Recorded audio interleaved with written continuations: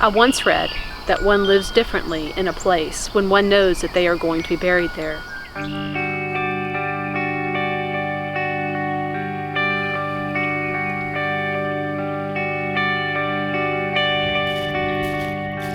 One day, hopefully many years from now, I'll be buried here at St. Stephen's Episcopal Church in Ennis, Louisiana, beneath this ancient oak tree, alongside a levee which holds back the mighty waters of the Mississippi River.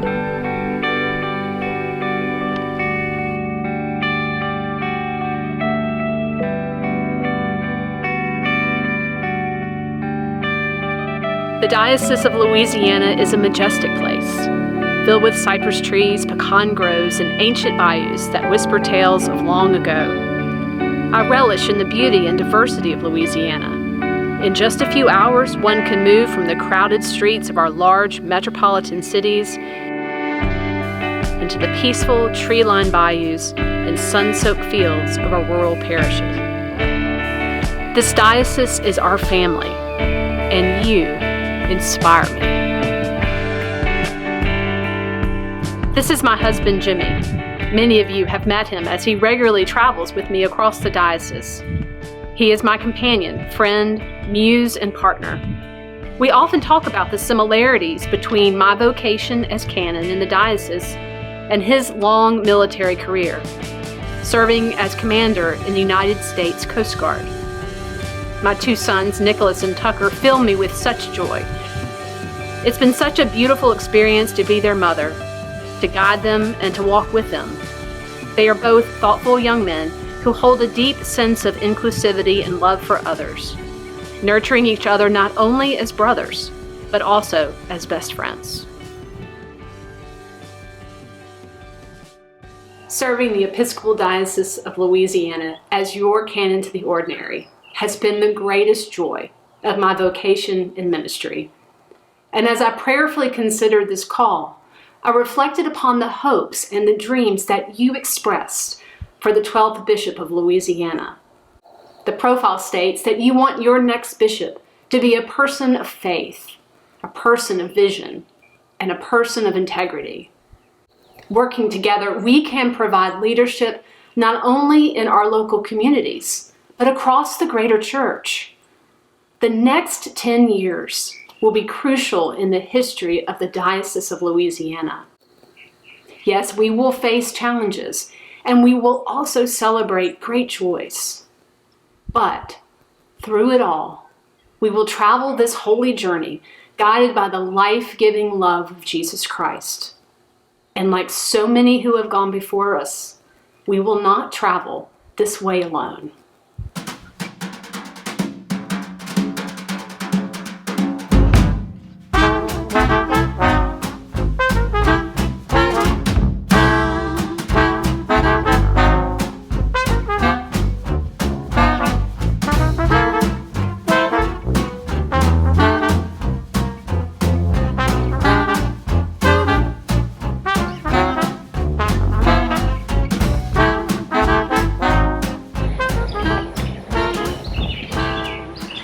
The legacy of Grace Episcopal Church in New Orleans lives on here at St. Michael's Episcopal Church in Mandeville.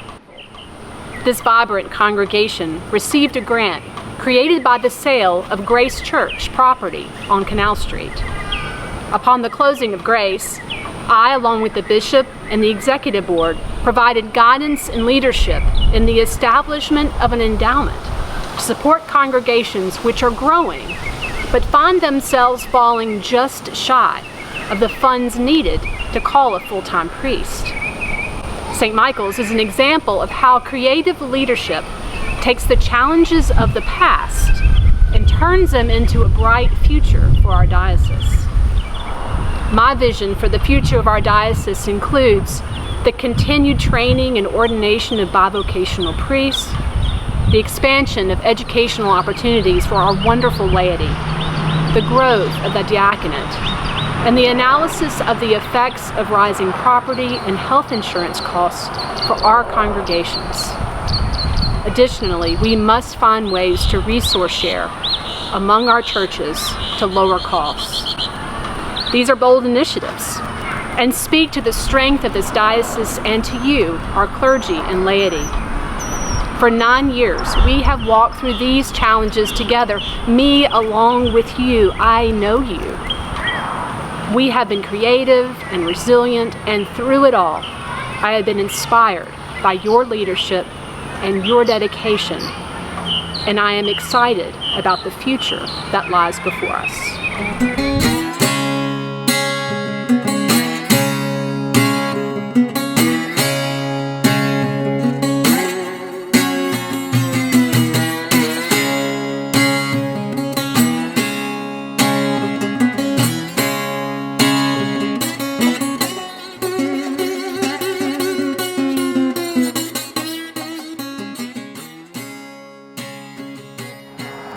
As I stand here with the signs of rebirth all around me, I am also keenly aware that we must also address the reality of this fragile ecosystem that we call home, a place directly impacted by climate change, coastal erosion, and sea level rise. I listen to the stories of fishermen in this congregation, and many like it.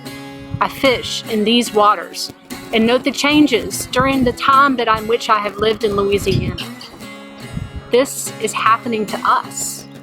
These are our backyards, our homes, our churches, our communities, fishing and hunting grounds, and our livelihoods.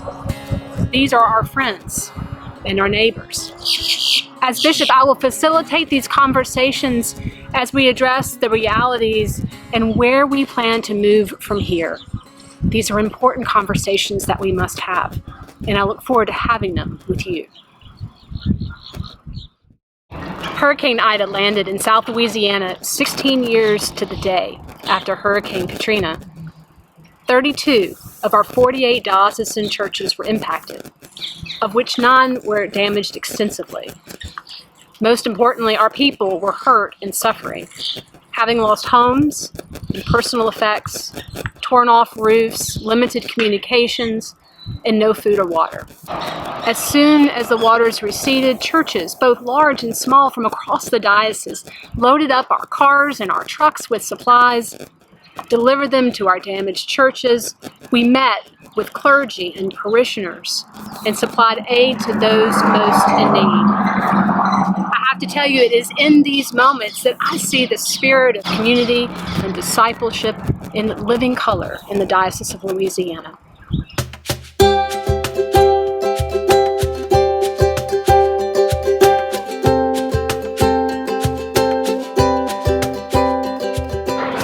I'm standing here today at St. Martin's Episcopal School underneath the bell that our seniors ring on the day of their graduation. And as I stand here, I realize that our children must be our first priority in our schools and in our parishes.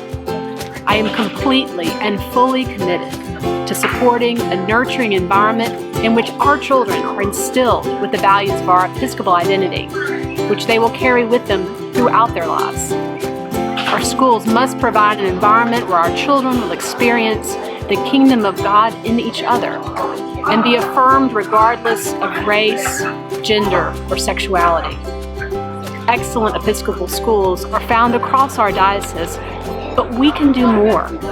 We must strengthen our Episcopal schools commission and forge the stronger relationships among our schools.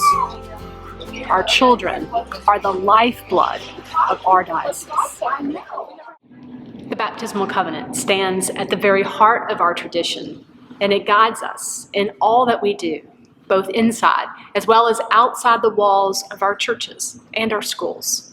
The promises that we make to seek and serve Christ in all people and respect the dignity of every human being guides us in our interactions with people of diverse backgrounds.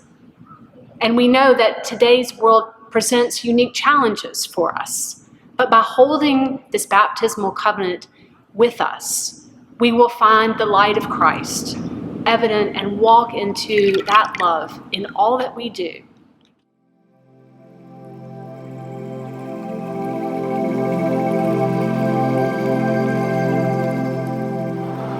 I end our tour of the diocese here at the Solomon Episcopal Conference Center.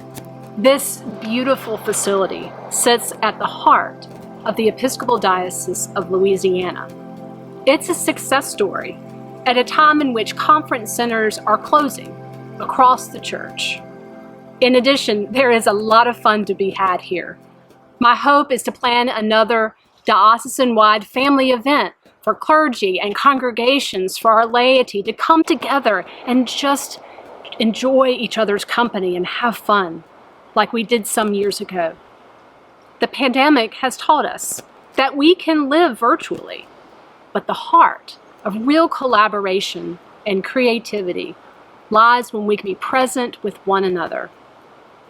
This COVID world has taught us that we are part of an ever-changing world and an ever-changing church. But as I look forward, as I dream with you about what all of these examples of collaboration and creativity might look like, I lean heavily on the relationships that I have already formed with you in my time as canon. You inspire me. I am inspired by the promise of exploring ideas on how we can best serve and support one another. This aspect of the episcopacy is the cornerstone of how we step bravely into the vision that we will create for each other and for the diocese. I have to tell you, I am so humbled and grateful to be a part of this process. Thank you for your hard work in leading us to this point. I will keep you in my prayers, and I ask you to keep me and my family in yours as well. May God bless you and this diocese that we all love so much.